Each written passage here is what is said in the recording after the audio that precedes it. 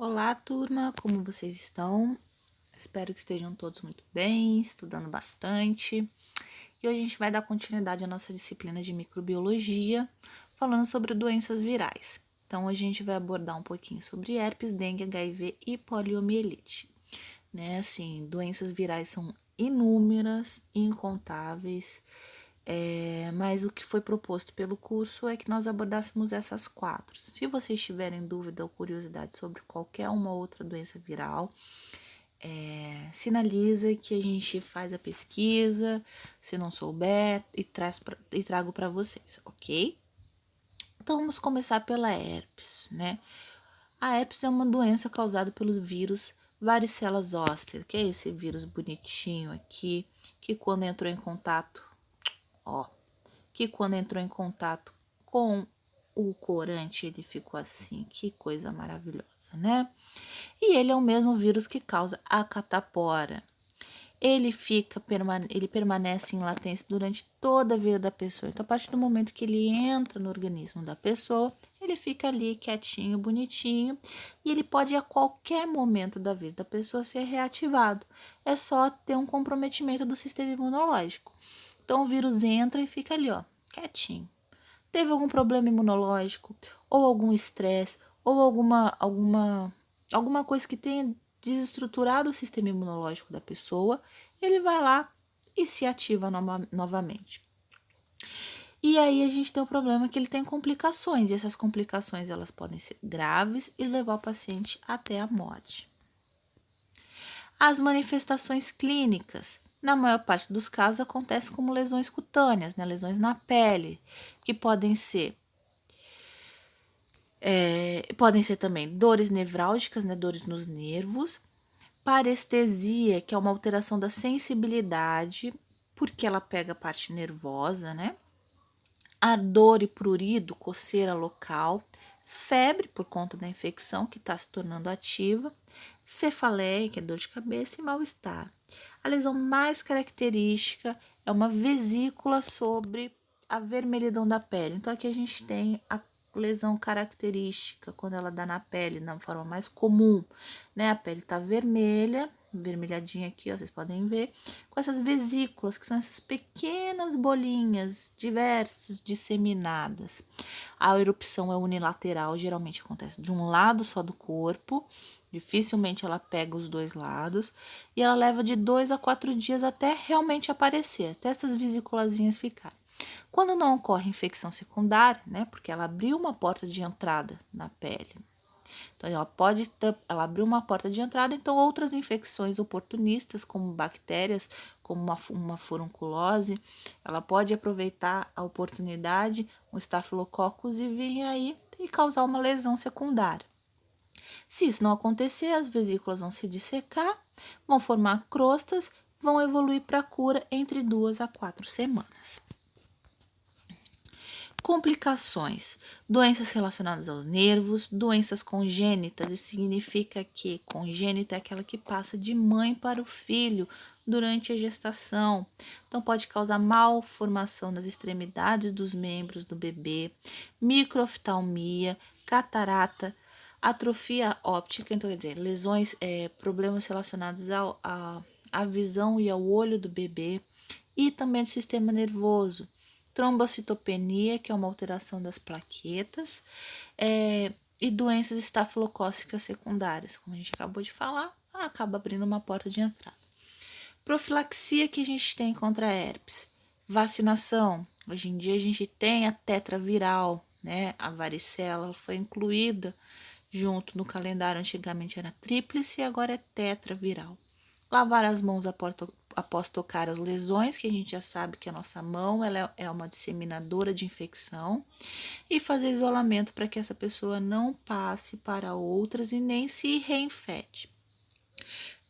Em relação ao tratamento, existem também terapias antirretrovirais para a gente diminuir o avanço do vírus, e existem também pomadinhas, que são tratamentos sintomáticos, né? Para ajudar aquela lesão, aquela ferida, aquelas crostinhas, aquelas lesões cicatrizarem mais rápido. A dengue. Dengue é uma patologia viral, mais comum, né? Porque a gente tem uma divulgação pela mídia em relação à profilaxia dela muito grande, então não é uma patologia tão desconhecida.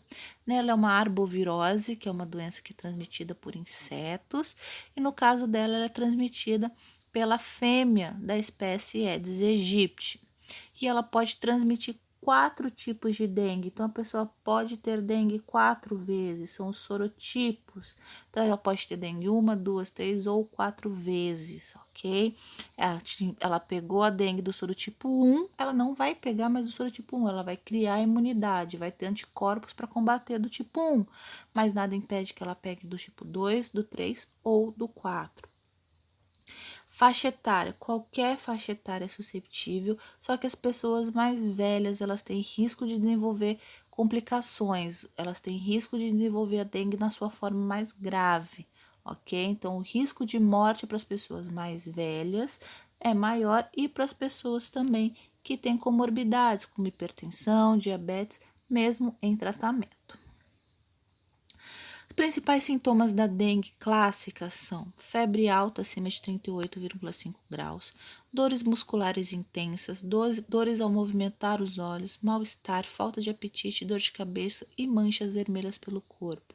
Sinais de alarme. O que são sinais de alarme? São sinais da dengue hemorrágica, sinais de agravamento.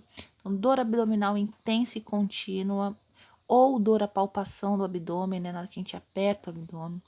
Vômitos persistentes, acúmulos de líquidos, ascite é acúmulo de líquido na cavidade abdominal.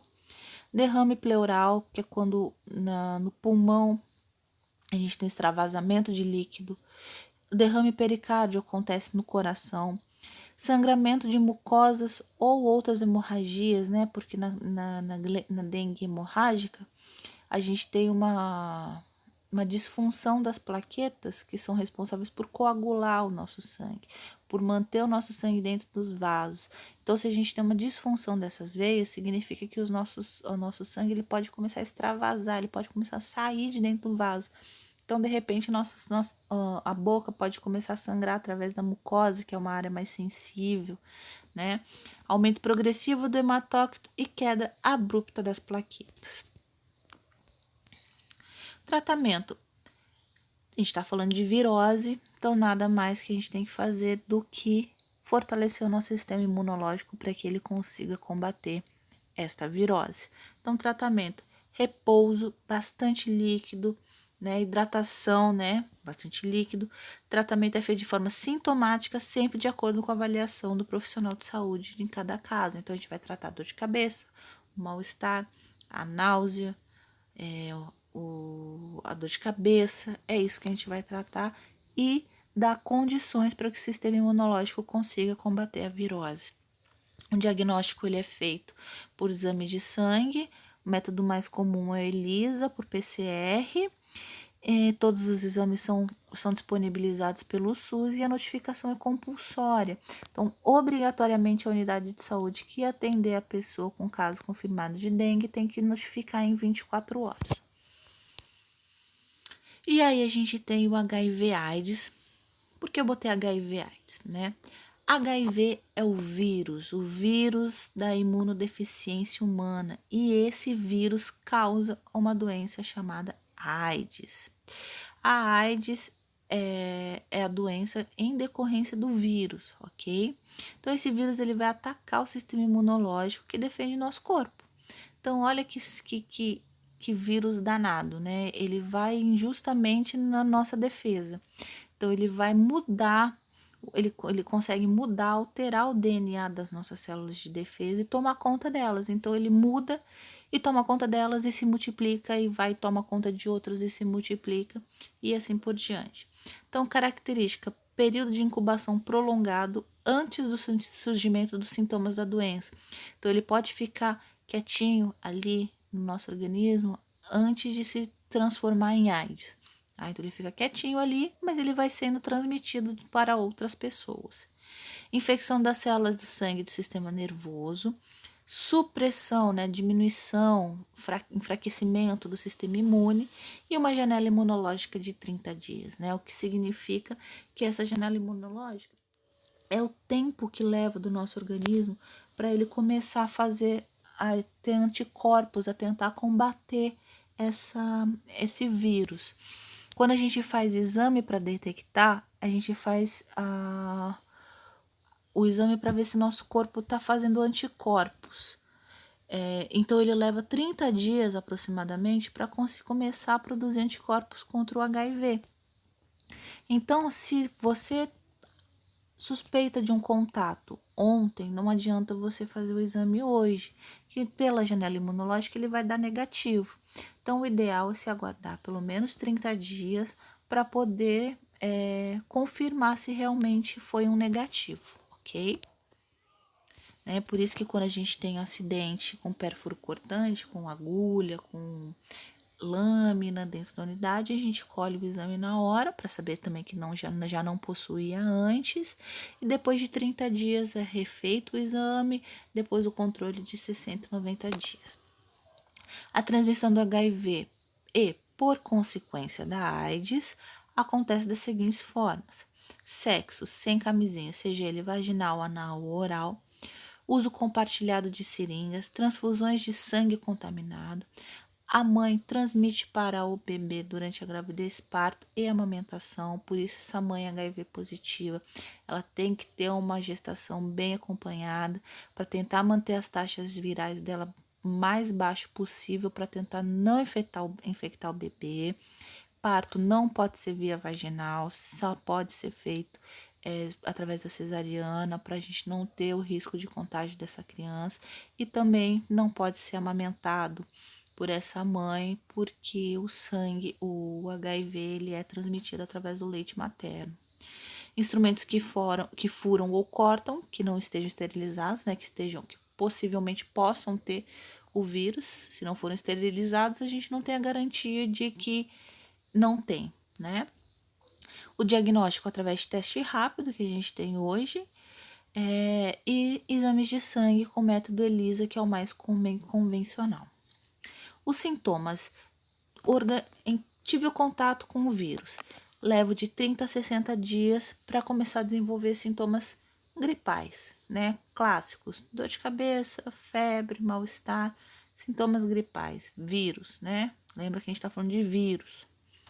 E aí, depois disso, a gente entra na fase chamada sintomática. A gente para de ter qualquer tipo de sintomas, que é quando começa o organismo a fazer um equilíbrio entre as células que tiveram seu DNA mudado pelo vírus HIV e as nossas células de defesa. Então, eles começam a ficar em harmonia. Então, ninguém está com mais do que ninguém, então o nosso organismo não começa a manifestar nada, então a gente chama de fase assintomática. Depois disso, começa a entrar na fase sintomática.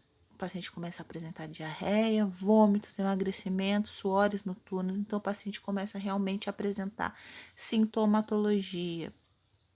E aí, depois disso, que a gente realmente passa a desenvolver a AIDS, a doença, que é quando há, de fato, a queda do sistema imunológico e então o aparecimento de doenças oportunistas, né? Se a gente não tem defesa, então qualquer organismo pode entrar no nosso corpo porque ele fica vulnerável.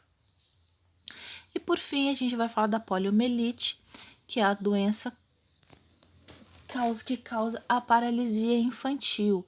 Ela é uma doença contagiosa, ela é transmitida através de secreções eliminadas pela boca, assim como pelas fezes também. Então, ela geralmente atinge muitas crianças, porque as crianças têm mais hábito de colocar as coisas na boca.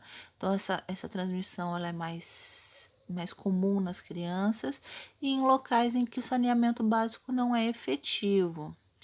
Nos casos graves, ela pode acontecer paralisia muscular de membros inferiores, que geralmente são os mais atingidos, mas ela também pode causar paralisia muscular de outros músculos.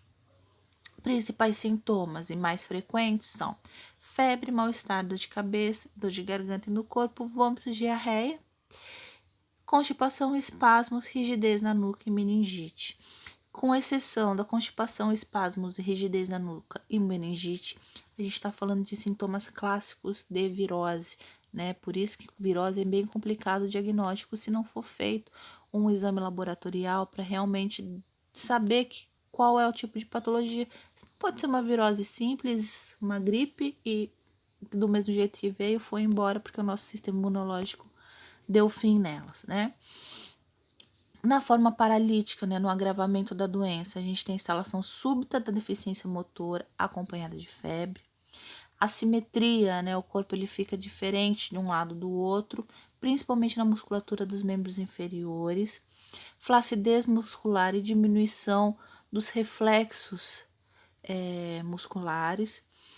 Sensibilidade fica conservada apesar da parte motora, né? Então, não se mexe não significa que não sinta. Sente, porque a sensibilidade está preservada, mas a movimentação está prejudicada, porque ele ataca as células musculares, né?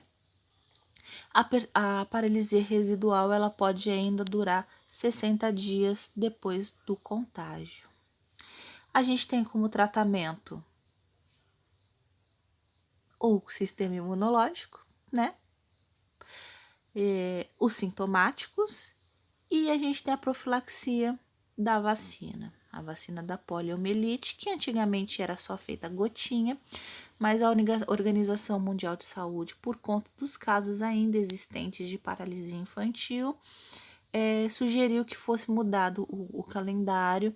Então, as 3 primeiras doses, elas são feitas intramusculares e depois só são feitas 2 doses de reforço através da gotinha, tá? Então, não existe tratamento específico. O que pode ser feito é o tratamento sintomático em relação aos agravamentos possíveis.